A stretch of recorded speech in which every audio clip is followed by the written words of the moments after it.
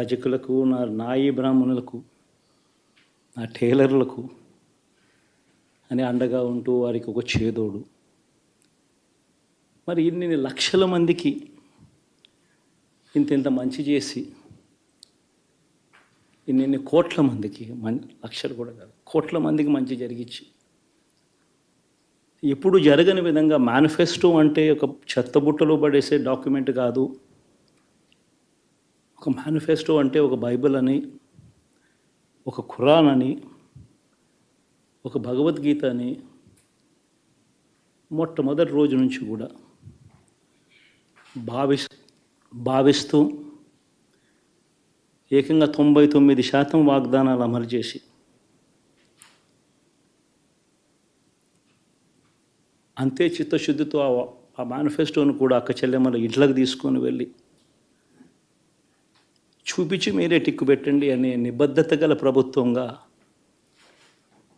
పనిచేసాం. ఇప్పుడు జరగని విధంగా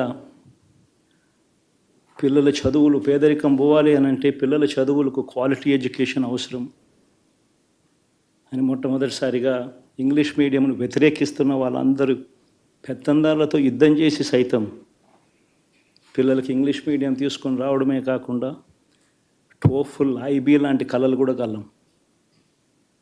ఆ పేద పిల్లలకు అండగా నిలబడాలని, తోడుగా ఉండాలని, వారి చరిత్రలు మార్చాలని, ఎప్పుడు చూడని విధంగా గ్రామ స్థాయిలోనే సచివాలయ వ్యవస్థ, వాలంటీర్ల వ్యవస్థ తీసుకొచ్చి ప్రతి ఇంటికి సేవలు అందించే కార్యక్రమం చేశాం. వివక్ష లేకుండా, కరప్షన్ లేకుండా దాదాపుగా 2,70,000 కోట్ల రూపాయల పైచిలకు ఇంటి వద్దకి అందించగలిగాం.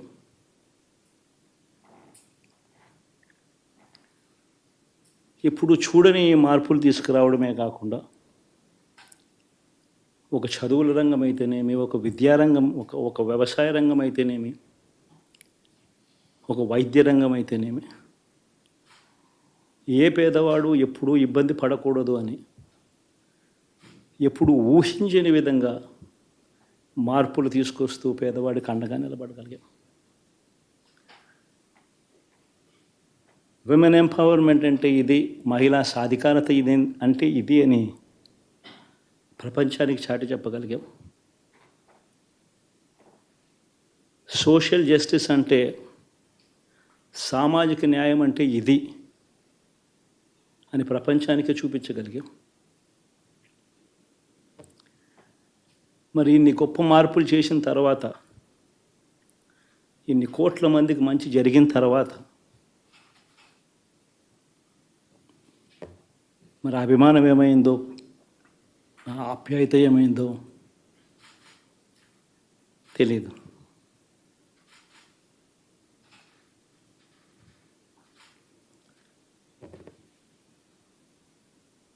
ఎవరో మోసం చేశారో, ఎవరో అన్యాయం చేశారో అని చెప్పి అనొచ్చు, కానీ ఆధారాలు లేవు.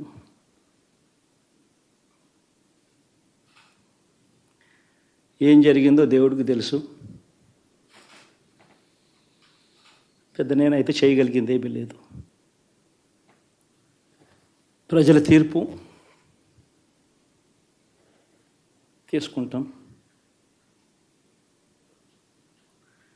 కానీ మంచి చేయడానికి మాత్రం ప్రజలకు తోడుగా ఖచ్చితంగా ఉంటాం. వాయిస్ ఆఫ్ ది వాయిస్లెస్ కింద ఈ పార్టీ తాను చేయాల్సిన పని తప్పకుండా చేస్తుంది. పేదవాడికి అండగా ఉండే కార్యక్రమంలో ఎప్పుడూ కూడా పేదవాడికి తోడుగా ఉంటూ గలం విప్పుతుంది, పేదవాడికి అండగా నిలుస్తుంది.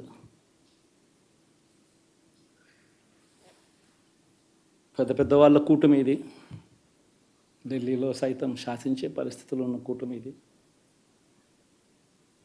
ఆ కూటమిలో ఉన్న బీజేపీకి, ఆ కూటమిలో ఉన్న చంద్రబాబు గారికి, ఆ కూటమిలో ఉన్న పవన్ కళ్యాణ్ గారికి,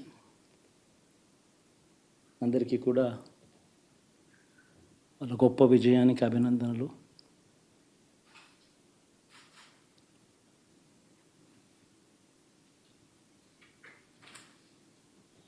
ఓడిపోయినా కూడా నా ప్రతి కష్టంలో కూడా తోడుగా అండగా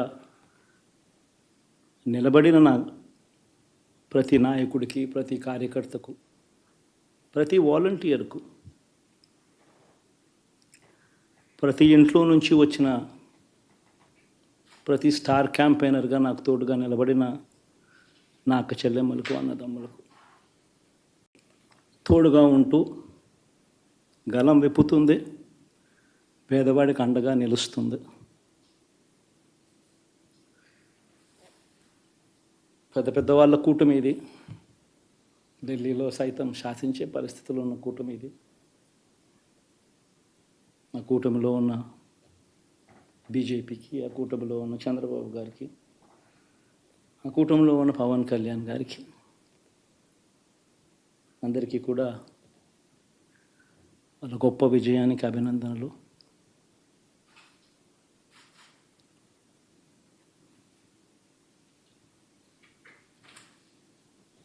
ఓడిపోయినా కూడా నా ప్రతి కష్టంలో కూడా తోడుగా అండగా నిలబడిన నా ప్రతి నాయకుడికి, ప్రతి కార్యకర్తకు, ప్రతి వాలంటీర్కు, ప్రతి ఇంట్లో నుంచి వచ్చిన ప్రతి స్టార్ క్యాంపెయినర్గా నాకు తోడుగా నిలబడిన నా అక్క చెల్లెమ్మలకు, అన్నదమ్ములకు మీ అందరికీ మనస్ఫూర్తిగా మీ అందరికీ కూడా కృతజ్ఞతలు తెలియజేస్తా ఉన్నాను.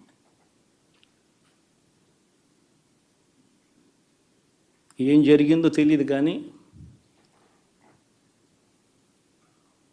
ఏమి చేసినా, ఎంత చేసినా ఇంకా 40% ఓటు బ్యాంకు మాత్రం తగ్గించలేకపోయారు. ఖచ్చితంగా మళ్ళీ ఇక్కడి నుంచి లేస్తాం.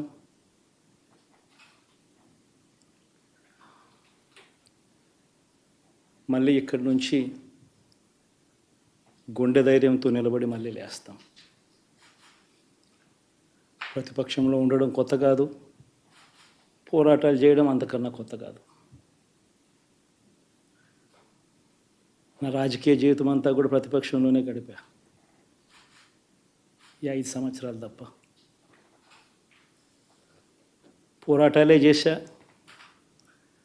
రాజకీయ జీవితంలో ఎవడు చూడని కష్టాలు కూడా అనుభవించా.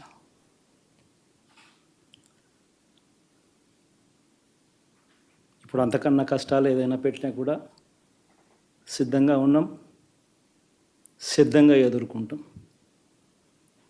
ఆల్ ది వెరీ బెస్ట్ గవర్నమెంట్లోకి వచ్చిన వాళ్ళకు. Thank you.